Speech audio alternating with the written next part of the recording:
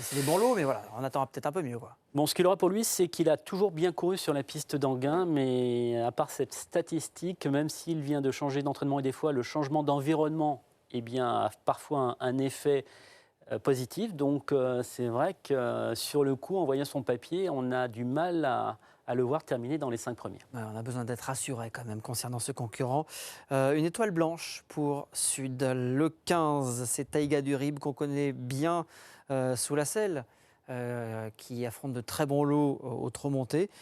On la connaît un petit peu moins performante à l'attelé, surtout Ouais. dans 25 mètres. Elle a été performante à l'attelé en début de carrière et sa meilleure performance Ouais, à l'attelé que remonte j'étais à pas né, 2011. J'étais pas né, j'en souviens Je plus. crois que vous étiez né quand même. En 2011, vous étiez certainement né. Mais c'est vrai qu'elle doit certainement peaufiner sa préparation pour un futur engagement sous la selle. Donc, en rendant 25 mètres, c'est mission impossible. On tente l'impasse, pas d'étoile pour ce numéro 15. On termine avec Paladin Bleu.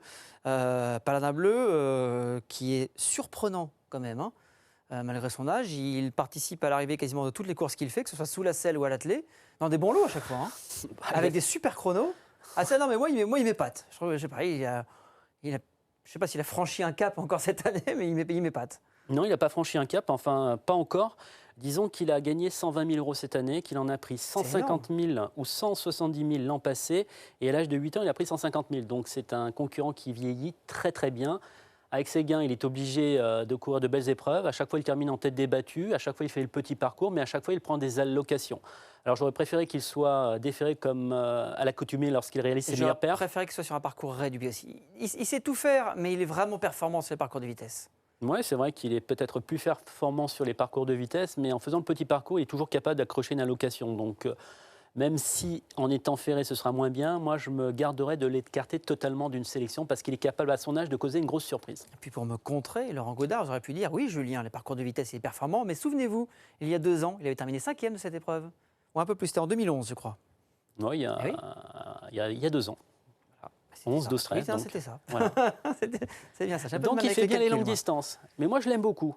Et j'aurais été très confiant s'il avait été déféré. Bon, et il n'est pas déféré, donc il n'a que, entre guillemets, une étoile blanche pour ce numéro 16. Il est l'heure de récapituler tout ça.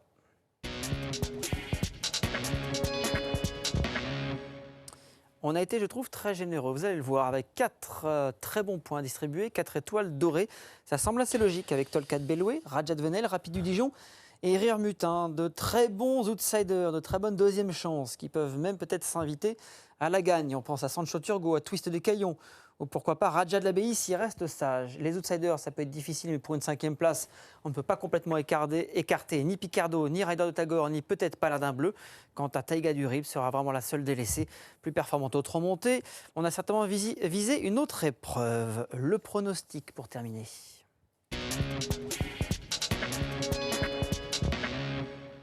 Parmi toutes ces étoiles dorées, on a choisi Rire Mutin. Je pense que c'est vraiment sa course qui est très bien engagée. Pierre Vercruis au sulky, défaire des 4 pieds, extrêmement performant. Il est capable de faire des chronos incroyables. Bon finisseur, pas de souci donc avec la longue ligne droite d'Anguin. Je trouve qu'il a tout pour lui. Et vous avez oublié de dire qu'il revient en forme au bon moment. En plus. Donc voilà. En Donc c'est vrai plus. qu'il a tout pour plaire. Vous êtes d'accord? Oui. Oui, oh là là, Laurent Godard, d'accord. C'est peut-être ça qui m'inquiète le plus, finalement. Le numéro 9, ensuite.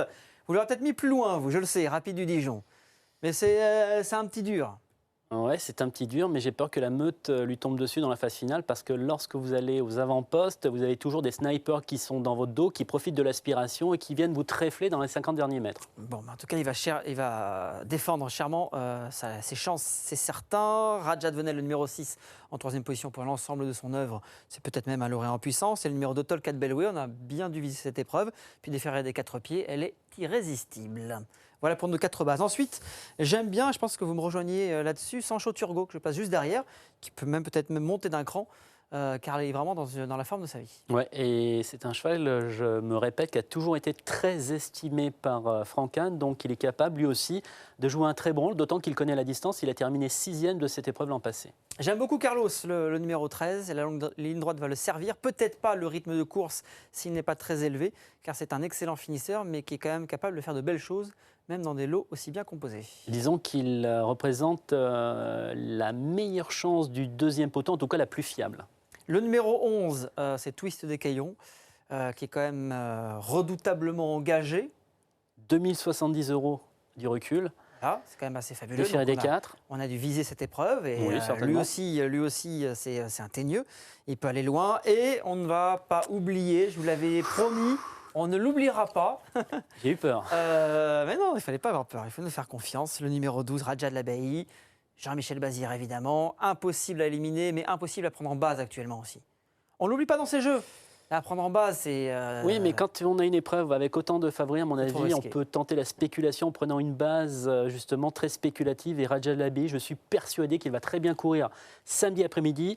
Et je vais même tenter un ticket en le mettant en tête. Voilà. Évidemment, je savais que vous allez prendre le contre-pied. Voilà en tout cas pour cette très belle épreuve qui sera à vivre évidemment en direct. Ce prix de Buenos Aires qui est un groupe 2. Merci l'ami Lolo. À très bientôt, Julien. Oh, à très vite certainement. Bye bye.